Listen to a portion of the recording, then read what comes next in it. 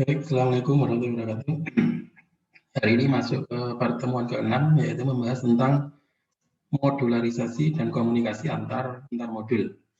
Jadi kalau kemarin programmingnya kita masih secara struktural, jadi dikerjakan kode programnya itu baris per baris, mulai dari awal sampai akhir, turun ke bawah. Nah, sekarang kita bahas masalah modularisasi. Ada beberapa pokok bahasan, ada konsep pemrograman modular, dan komunikasi antar modul ini yang paling penting. Kemudian ada kohesi dan ada coupling. Oke, masuk ke konsep pemrograman modular. Modularisasi itu apa sih? Yaitu sebuah fungsi nanti yang digunakan bila ada sebuah permasalahan yang kompleks. Jadi nanti masalah yang kalian kerjakan itu pasti akan menemui sebuah permasalahan yang kompleks. Artinya sebuah sistem atau aplikasi itu dia nanti mencakup cakupannya sangat luas atau besar, sehingga kita nggak mungkin membuat programnya itu mulai dari awal kemudian turun ke bawah. Kenapa nggak mungkin? Karena ketika nanti ada sebuah baris program yang error, nah kita akan melakukan tracing atau memperbaiki bugnya itu akan kesulitan, karena kita harus memeriksa mulai dari awal sampai akhir. Beda nanti ketika programnya itu dibuat per sub atau per modul. Kalau di bahasa basic dan Delphi kita sebutnya sub. Kalau di bahasa Java kita sebutnya method atau function. Jadi modularisasi digunakan untuk menyelesaikan permasalahan yang kompleks. Sehingga langkah pertama adalah mengidentifikasi tugas utama. Jadi main programnya itu apa? Kemudian baru main program itu dibagi-bagi ke dalam tugas yang lebih rinci atau yang lebih kecil-kecil. Sehingga nanti ada beberapa modul menangani sebuah permasalahan yang spesifik. Kemudian di dalam main programnya itu nanti kita tinggal memanggil beberapa modul-modul tersebut untuk menyelesaikan tugas utama atau main programnya. Proses ini disebut juga dengan top-down design. Jadi mulai dari atas kemudian ke bawah. Jadi modulnya nanti sebisanya ya urut mulai dari atas ke bawah sesuai dengan fungsinya, sesuai dengan alur programnya. Oke, kemudian pemrograman modular step by step-nya seperti apa? Jadi yang pertama sama memecahkan algoritma ke dalam algoritma yang lebih kecil atau modul. Misalkan ketika kita mau membuat sajai misalkan, nah itu disendirikan nanti. Ada yang bagian kompor untuk memasak air, kemudian ada kompor untuk menggoreng sayur, kemudian ada kompor untuk memasak telur. Nah nanti semuanya itu modul-modulnya tinggal dipanggil ke dalam fungsi utama untuk membuat sajai. Nah itu salah satunya. Jadi algoritmanya dipecah-pecah ke dalam algoritma yang lebih kecil. Oke, modul yang dibentuk mempunyai kesatuan tugas atau fungsi maupun kesatuan proses atau prosedur. Jadi nyebutnya bisa fungsi atau bisa disebut sebagai prosedur. Kalau fungsi itu biasanya dia akan mengembalikan nilai balik atau return value. Nilai baliknya itu bisa digunakan untuk pemrosesan output lebih lanjut. Misalkan A sama dengan B plus C, return A. Nah, nanti hasil penjumlahannya itu nanti bisa dipanggil lagi di fungsi main program. Atau bisa juga sebagai kesatuan proses atau prosedur. Kalau prosedur biasanya tidak mengembalikan nilai balik. Misalkan sistem outprint hello world. Nah, itu ya nanti ketika dipanggil ya memunculkan fungsi hello world. Tidak bisa diproses lagi, misalkan hello world selamat datang. Nah, itu nggak bisa. Itu beda antara fungsi dengan prosedur. Tiap modul harus mempunyai single entry dan single single exit secara beruntun dari atas ke bawah atau dari awal ke akhir modul. Jadi modulnya berurutan dari awal sampai akhir. Kemudian di dalam modul itu harus mempunyai entry, single entry. Artinya apa dia? Dia adalah merupakan sebuah buah parameter. Berikutnya memiliki main program pasti dan subprogram atau modul. Jadi ada program yang utama, kemudian ada subprogram yang memunculkan modul-modulnya itu. Oke, 6 langkah dalam modularisasi program. Yang pertama, definisi masalah. Jadi diklasifikasikan dulu nanti yang mana yang input, kemudian yang mana proses, output, sama seperti tahapan pembangunan program. Kemudian kelompokkan aktivitas ke dalam sub-sub apa yang bisa dibuat modul tersendiri. Nah, itu kita harus jeli sesuai desain dan perencanaan kita. Definisikan kegiatan dari modul-modul yang ada. Kemudian buat bagan untuk menyusun, menjelaskan hierarki dan hubungan antar modul. Misalkan yang tadi,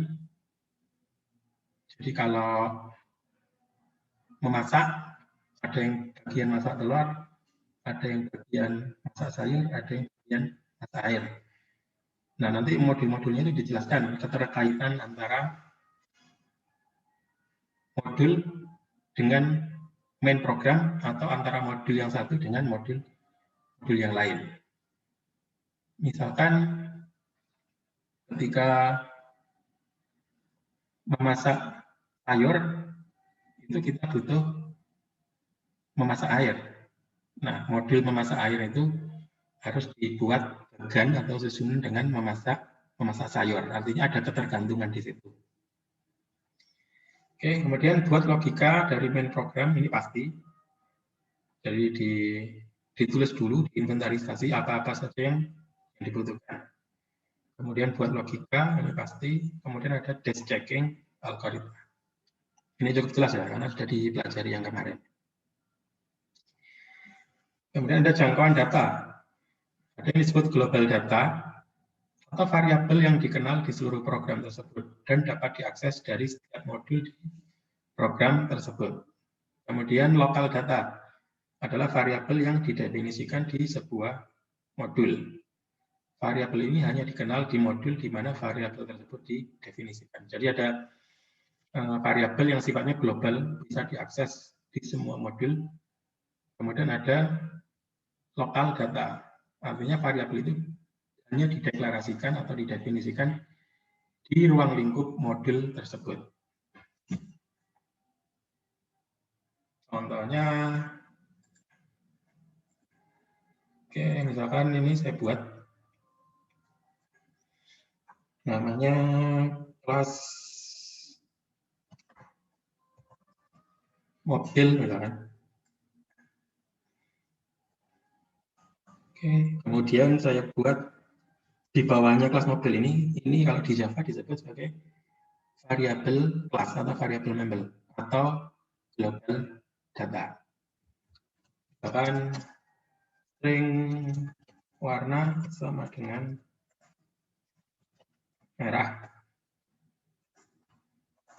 Oke. Kemudian saya punya metode atau function. Misalkan public string get warna. Misalkan di sini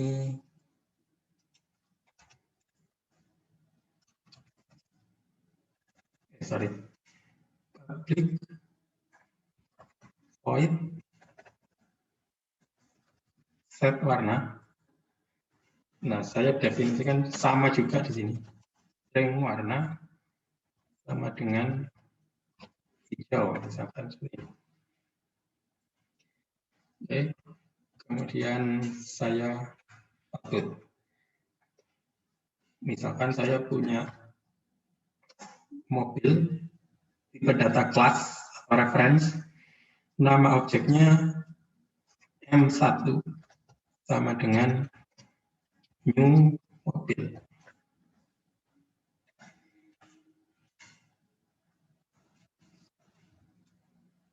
Kemudian sekarang saya print M1 dot warna.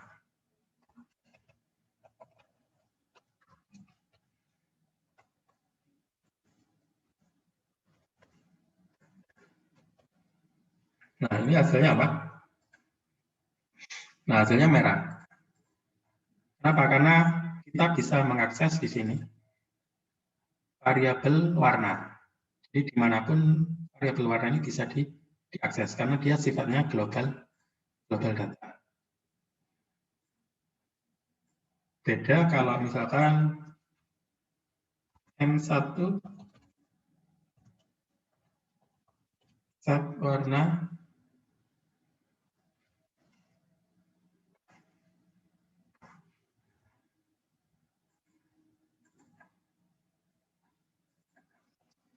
misalnya ini saya kasih langsung di sini untuk menampilkan hasilnya. Sama-sama variabelnya warna.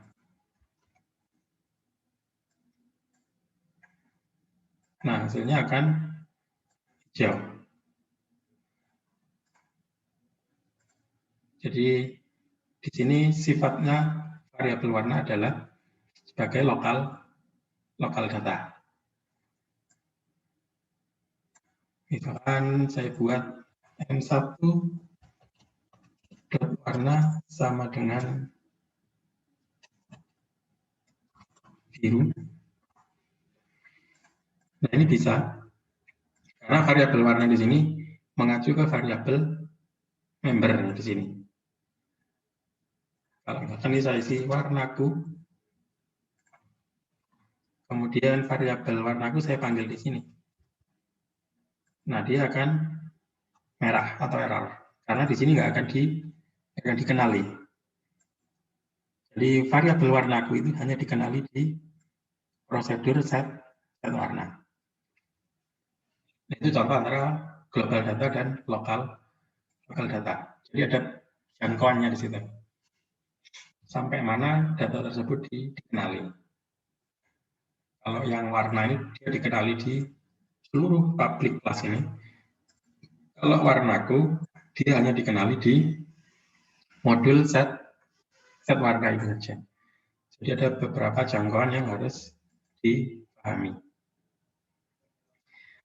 Side effect adalah sebuah bentuk komunikasi antar modul dengan bagian lain dalam program. Jadi ada pertukaran tadi. Perubahan nilai global data berdampak terhadap nilai data tersebut di semua modul.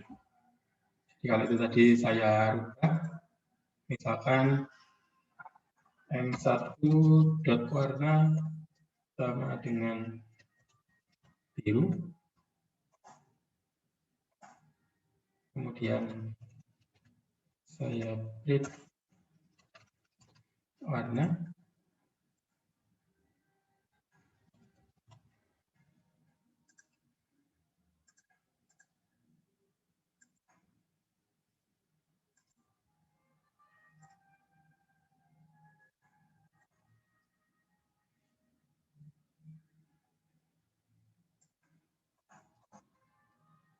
saya buat metode dulu, public void print warna, sort warna. Oke, di sini saya panggil sistem print M1 print warna.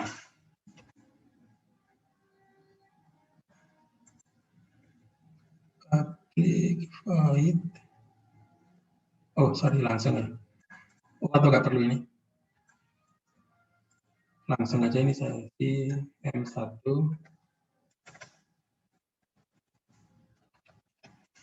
warna.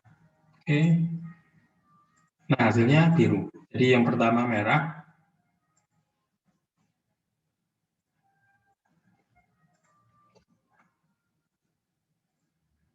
Jadi yang pertama merah, setelah dirubah jadi biru, hasilnya jadi biru. Jadi ada perubahan data di global data. Perubahan nilai lokal data hanya berdampak terhadap nilai data pada modul secara lokal. Jadi kalau dirubah variabelnya yang ada di modul, berarti yang terjadi perubahan adalah lokal data. Jadi ini contoh. Jadi main programnya hitung luas, persegi panjang, deklarasi, kemudian deskripsi, baca P, baca L. Nah, kemudian prosesnya, menghitungnya, dia punya modul sendiri. Hitung luas PP, P, L.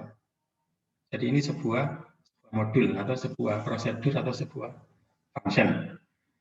Bentuknya seperti apa? Nah, ini dijelaskan lagi. Sub luas PP, integer PG, integer LP, panjang lebar, kemudian di sini diproses. Prosesnya nanti dipanggil lagi di bagian main. Itu untuk contoh pemrograman modular. Kemudian ada parameter data, parameter status, flag boolean, ini nanti true atau false. Dalam merancang modul sebaiknya lebih banyak menggunakan parameter data yang tadi. Jadi dibiasakan menggunakan parameter yang ada di sini. Hindari menggunakan parameter status sebanyak mungkin. Kemudian passing parameter,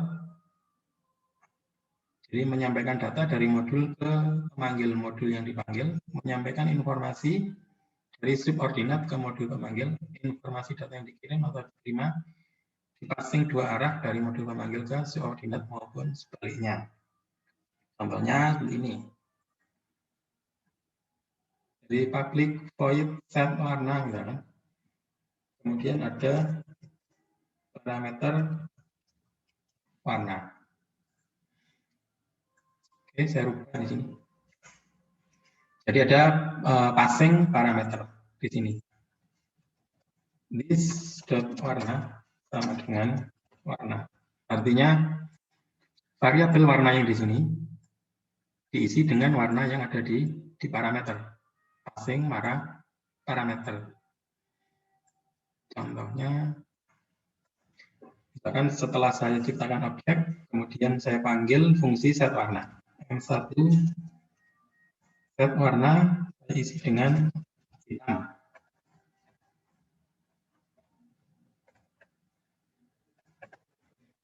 Kemudian di print M1 warna. Hasilnya apa? Hasilnya adalah hitam.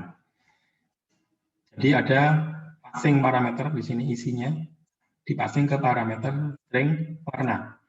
Kemudian perintah di dalamnya this dot warna atau warna yang ada di sini, warna yang ada di variabel member atau class atau global diisi dengan warna yang diisikan ini tadi, ini tadi. Kemudian baru di outprint.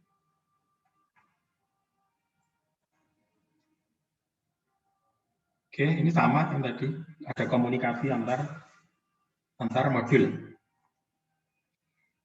Jadi ada beberapa modul nanti bisa saling berkomunikasi. Misalkan, saya contohkan, public void print warna.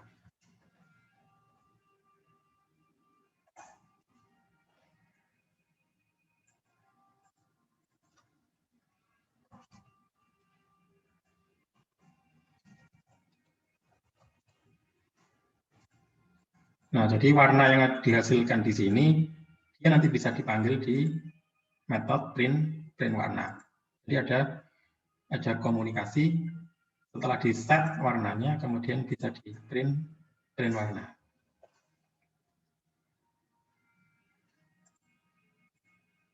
Jadi ketika saya manggil yang ada di sini, saya tinggal manggil metode print warnanya aja. Print warna. Tanpa menggunakan sort.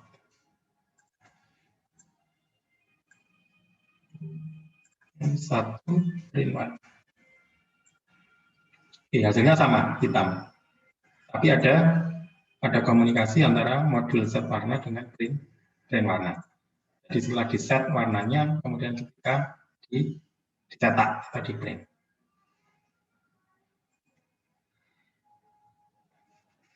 Oke, ini komunikasi antar modul yang itu tadi bisa menggunakan call by value atau menggunakan pointer atau reference acuan.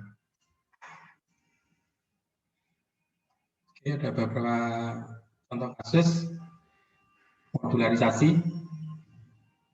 Cuman ini harusnya kita belajar masalah sorting dulu. Untuk melakukan pengurutan itu seperti apa? Ini sudah dijelaskan caranya di sini. Jadi ada hierarki chartnya, input data 1, data 2 sampai data n. Kemudian ada proses sorting bilangan. Baru disorting. Dalam proses sorting pasti ada penukaran data. Kemudian baru dicetak hasil sortingnya. Nah, ini beberapa algoritmanya yang sudah dirubah-rubah dalam sebuah modul, sehingga dia nanti menghasilkan konsep modularisasi. Nah, ini juga menggunakan konsep dari kohesi dan coupling. Oke, saya coba di sini. Misalkan saya buat new Java class, misalkan proses sorting ya.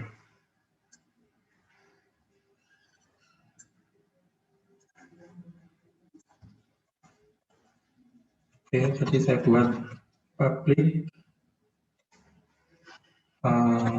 void tukar data,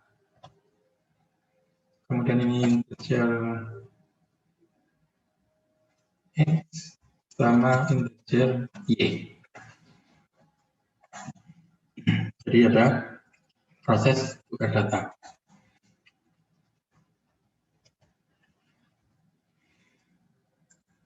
Atau saya contohkan dulu proses sorting itu seperti apa. Ini saya hapus dulu. Jadi misalkan saya punya variabel data, tipenya sebagai array.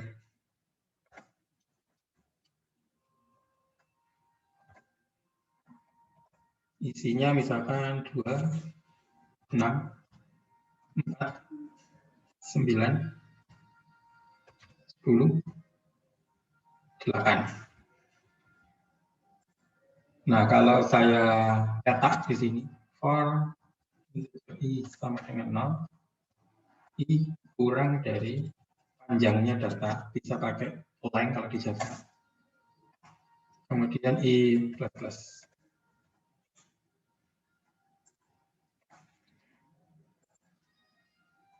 Oke, kemudian saya print sort.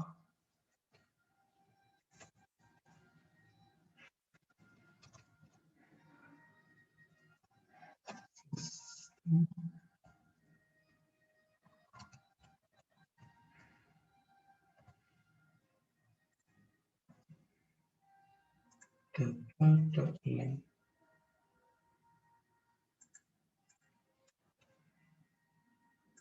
Nah, ini baru kita panggil data yang ke i. Contohnya seperti ini. Static, sorry.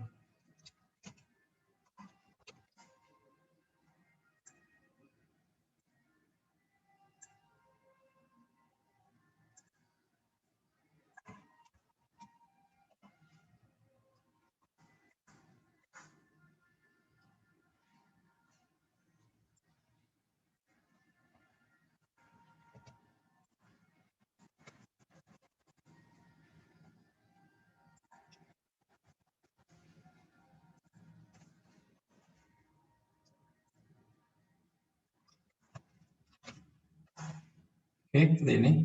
Kalau saya jalankan, nah 2, 6, 4, 9, 10, 8. 2, 6, 4, 9, 10, 8. Sesuai dengan urutannya di sini. Supaya Jelas pakai len. Nah, 2, 6, 4, 9, 10, 8. Nah, sekarang kita mau mengurutkan yang di sini. Supaya nanti hasilnya 2, 4, 6, 8, 9, 10. Jadi, prosesnya kita harus melakukan looping 2 kali. Supaya nanti 2 dibandingkan dengan 6, 4, 9, 10, 8. Kemudian balik lagi 6 dibandingkan dengan 2, 4, 9, 10, 8. Jadi ada array-nya istilahnya dibuat seperti ada 2. Kemudian masing-masing dibandingkan.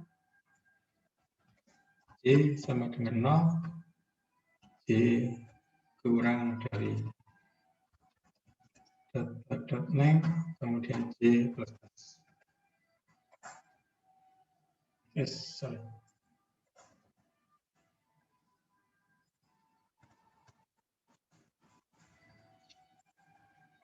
Nah, untuk melakukan sorting kita harus melakukan penukaran data. Jadi dicek jika 2 kurang dari 6, maka nanti akan ditukar. Jadi ketika bilangan yang dibandingkan yang pertama lebih kecil dari bilangan yang kedua, maka dia akan dilakukan proses pertukaran data.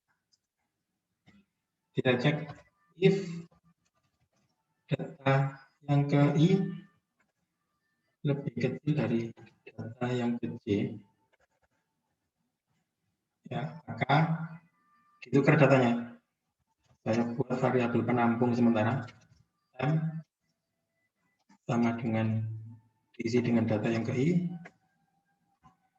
kemudian data yang ke I diisi dengan data yang ke J, kemudian data yang ke J diisi dengan tab. Nah, seperti ini. Proses pertukaran data sama dengan proses untuk memindahkan gelas yang di awal dipelajari. Jadi, memindahkan gelas kopi yang ada di gelas A dipindahkan ke gelas B yang isinya adalah teh. Jadi, supaya tertukar itu kita butuh variabel penampung sementara, atau bisa dianalogikan kita butuh gelas kosong. Kalau sudah, baru di print. Print data. Oke, kita coba.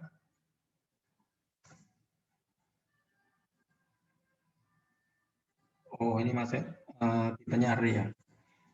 Saya looping lagi, sekali lagi. Untuk mengeluarkan outputnya kita harus looping lagi di sini.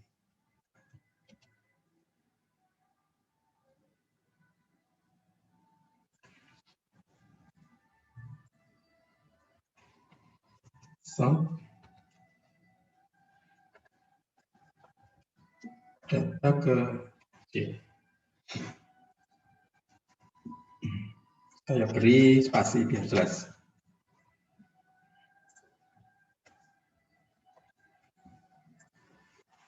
Nah, jadi 2, 4, 6, 8, 9, 10. Jadi awalnya ini bentuk array-nya, kemudian disorting, kemudian baru di output sini. Oke.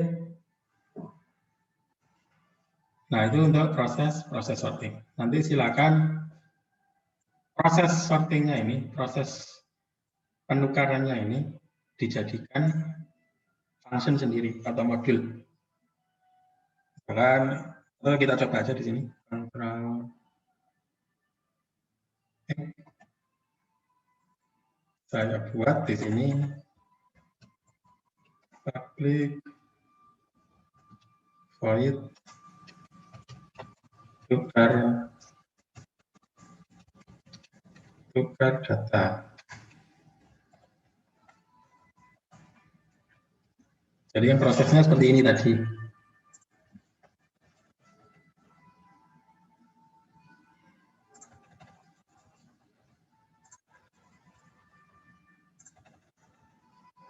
Oke, bentuk penukaran datanya seperti ini.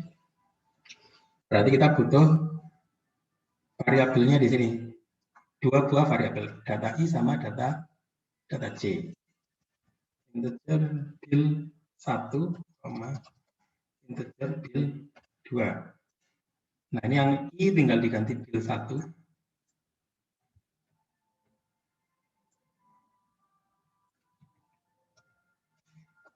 Bil 1.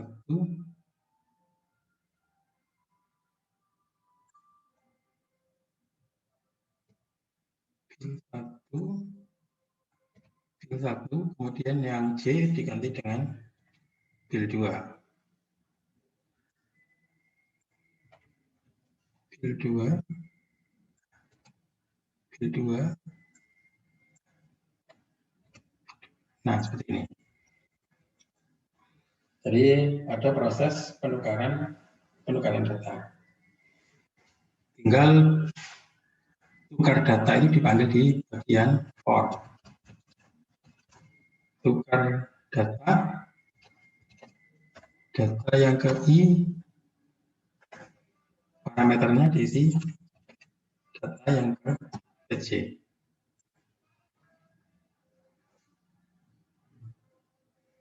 Non static, sorry.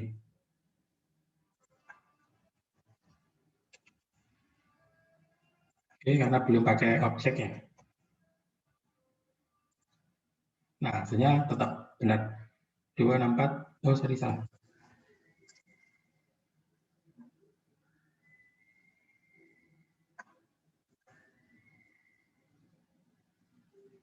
Dua enam sembilan, oh masih sama yang awal.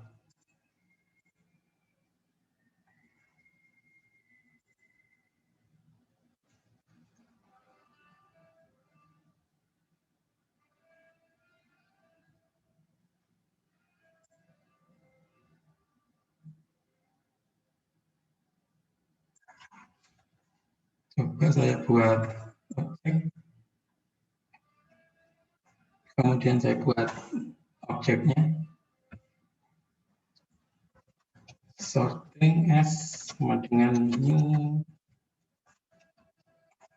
sorting.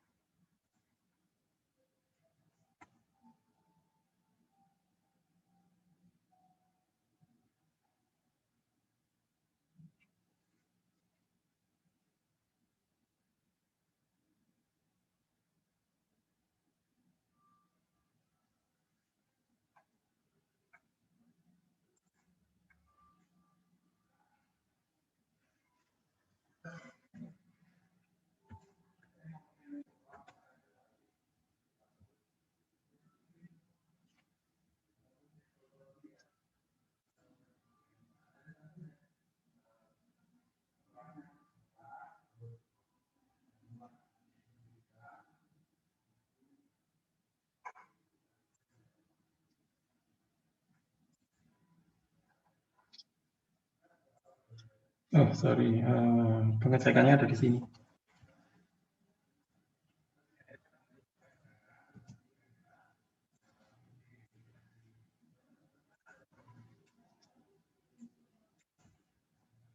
Oke, bisa seperti ini.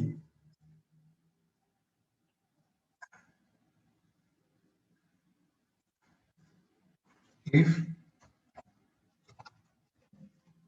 data ke I lebih kecil dari data ke J, maka saya buat temporary diisi dengan data yang ke I, data yang ke I diisi dengan data yang ke J, data yang ke J diisi dengan temp.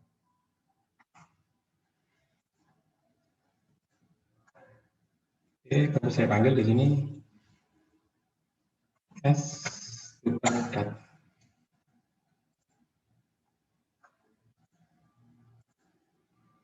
Nah, sudah terdapat 2, 4, 6, 8, 9, 10. Jadi proses sortingnya dibuat metode atau function sendiri. Nah, function sortingnya nanti dipanggil di program utama. Itu contoh untuk modularisasi.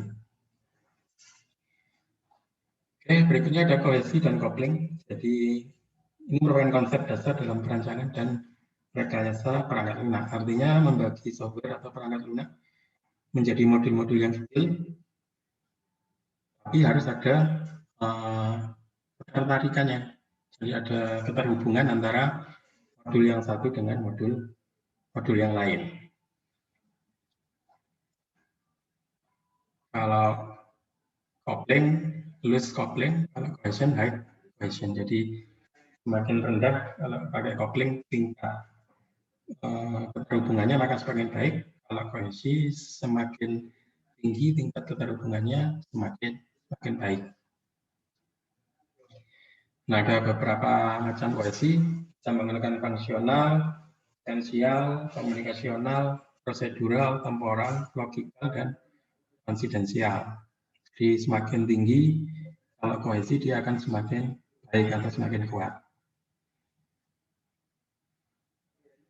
Perubahan pada modul dengan tingkat kohesi tinggi tidak terlalu membawa dampak perubahan terhadap modul lain, sehingga lebih mudah dalam pemrograman, pengujian, dan perawatan. Jadi kalau modul yang menggunakan cara kohesi, maka ketika sebuah parameter dirubah, tidak akan membawa dampak ke dalam modul yang lain. Modul dengan tingkat kohesi tinggi lebih mudah dipahami dan didokumentasi. Jadi nanti dibuat dokumentasinya supaya kita tidak bingung terhubungan antara modul itu bentuknya seperti apa, nilai yang dipassing ke parameternya itu bentuknya seperti apa, kemudian nilai baliknya itu seperti apa, nah itu harus didokumentasikan.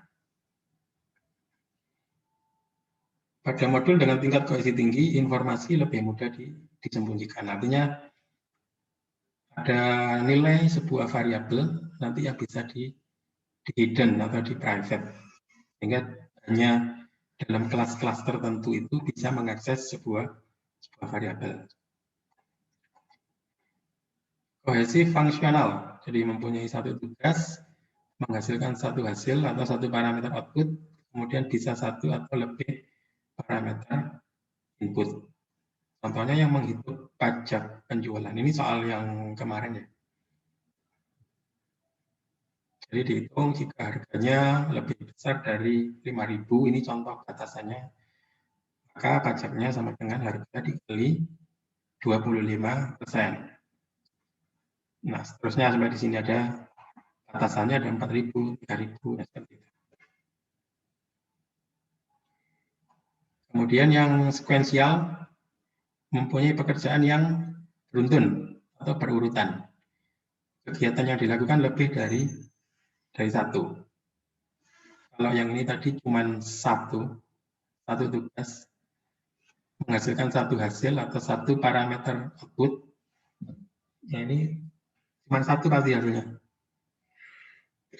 yaitu pajaknya. Menghitung pajaknya berapa. Kalau yang ini yang sekuensial, dia ada P dari 1. Jadi ngecek di sini potongan atau diskonnya berapa, kemudian hitung pembeliannya jadi berapa, kemudian total pembeliannya jadi berapa. Ada beberapa tugas atau beberapa output yang dihasilkan. Oke, contohnya seperti ini. Jadi ada banyak proses di dalamnya yang kegiatannya lebih dari 1. Menggunakan data yang sama. Nah, nilai A-nya ini kan sama. C sama dengan A plus B, D sama dengan A minus 1. Nah, ini ada beberapa pekerjaan atau proses yang dikerjakan di satu modular. Dengan menggunakan data sama, yaitu A dan B. Kemudian ada kohesi prosedural. Satu kegiatan dengan kegiatan lain tidak berhubungan.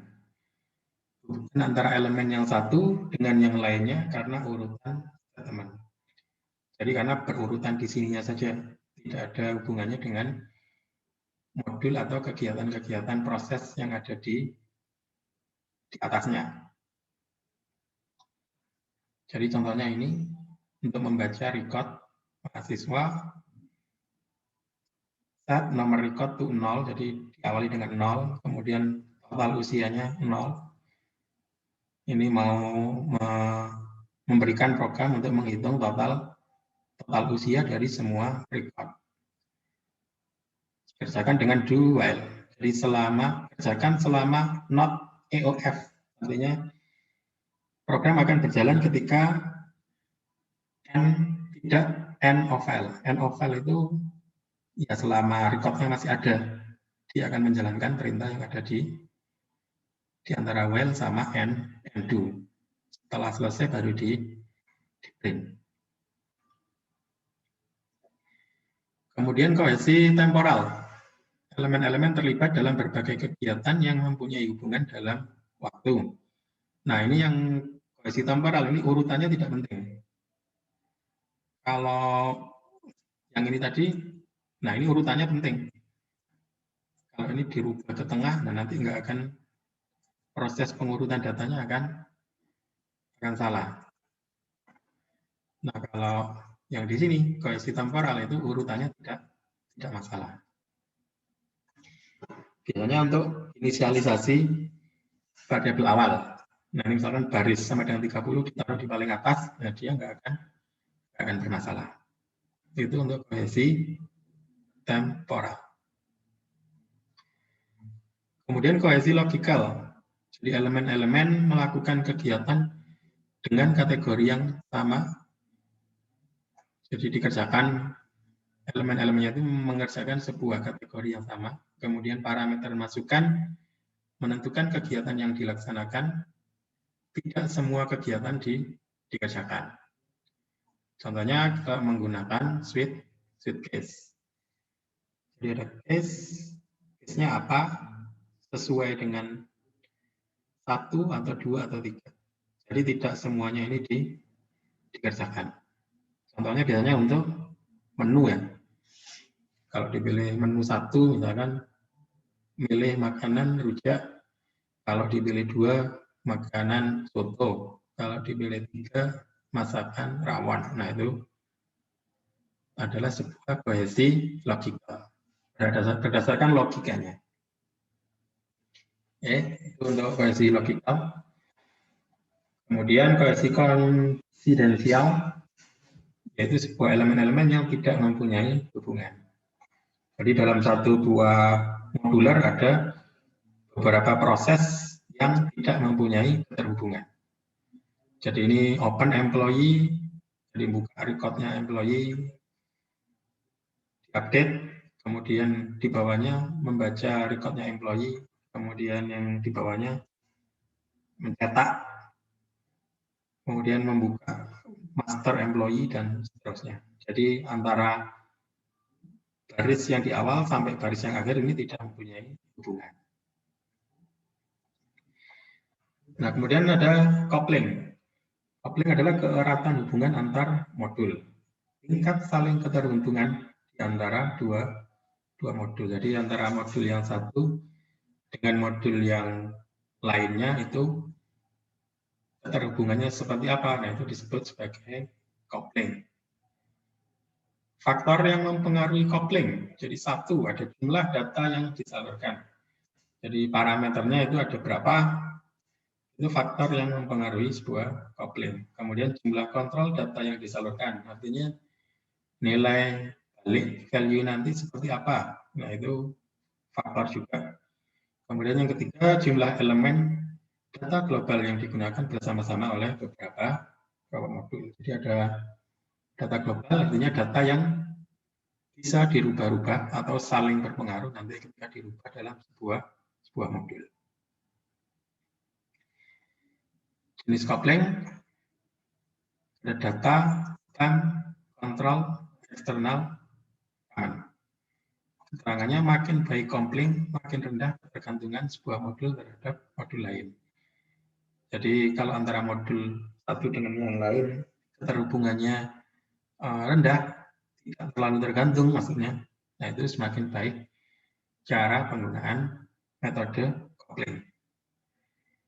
Modul dengan coupling yang baik adalah modul independen. Jadi modulnya berdiri sendiri-sendiri, masing-masing.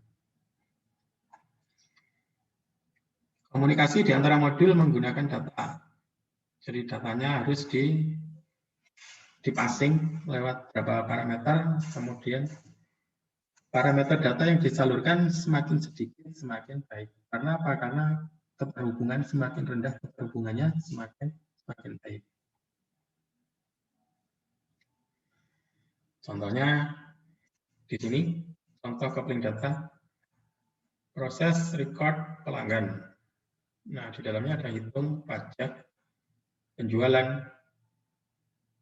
Di hitung pajak penjualannya ada dua parameter, total harga sama pajak penjualan. Masih tetap ini hitung pajak penjualannya menggunakan if, else, dan if. Oke. Kemudian coupling stem, dua modul melakukan pass struktur data non-global yang sama. Nah, ini nanti biasanya digunakan untuk record atau array. Timbul bahaya bila modul memeriksa struktur data tapi hanya menggunakan sebagian. Jadi struktur datanya harus digunakan seluruhnya. Karena datanya berhubungan dengan ini tadi, record atau array. Oke, ini contohnya. Kemudian coupling control. Dua modul melakukan passing parameter menggunakan data kontrol. Jadi nanti ada flag-nya atau penandanya itu menggunakan atau switch ya. Jadi ada antar modul dengan modul lainnya itu nanti dikontrol menggunakan flag atau variabel penanda istilahnya seperti itu. Silahkan nanti dilihat contohnya. Kemudian coupling eksternal, dua modul atau lebih menggunakan data global yang sama. Jadi meskipun ada 2, 3, 4, nah itu menggunakan data global yang sama. Jadi parameter yang sifatnya parameter global atau yang bisa diubah di semua modul di dalam satu kelas. Tidak ada parameter yang digunakan dari modul kemana. Jadi nggak ada nanti parameter yang di modul A nanti dipanggil di parameter di modul B. Itu untuk coupling eksternal. Ini beberapa contohnya.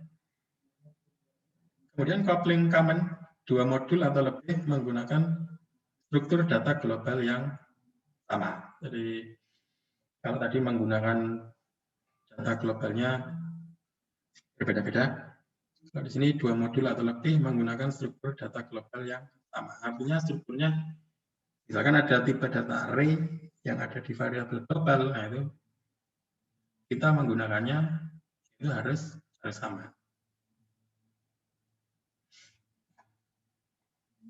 Oke, ini. Nah, silakan nanti dicoba latihan-latihannya. Jadi untuk menampilkan menu menghitung luas bangun ruang seperti persegi panjang, segitiga, dan bujur sangkar. Misalkan kalau diisi pilihannya 1, dia akan menampilkan input untuk persegi panjang. Kalau diisi nilai 2, dia akan hitung dan input segitiga.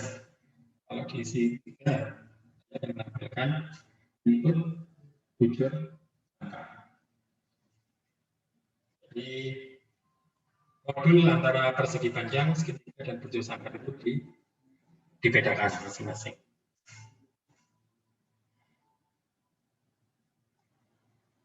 Oke, tugasnya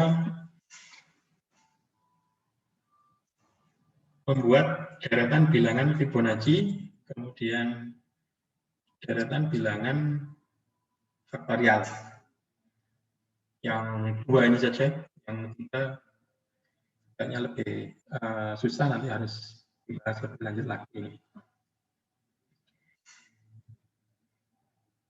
Oke, itu mungkin dari saya. Silakan kalau ada pertanyaan ditanyakan di forum. Saya akhiri. Assalamualaikum warahmatullahi wabarakatuh.